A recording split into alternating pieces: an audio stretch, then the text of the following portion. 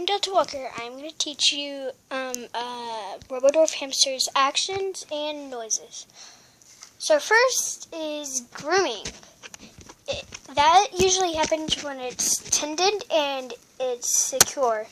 And it usually happens when they wake up after playing and during playing. Next is listening, known as prairie dog. It stands up on back legs, and that means it's curious, or it usually means it has something caught in its eye.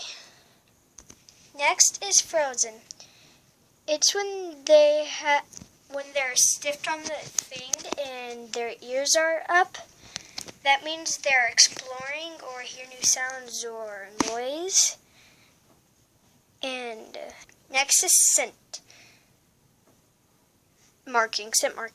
It's when it rubs its hips or belly or gets an object.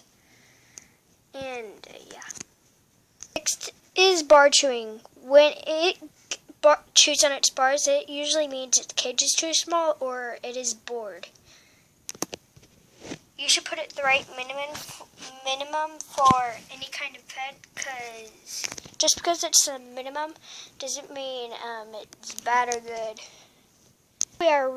Now we are ready for our sounds.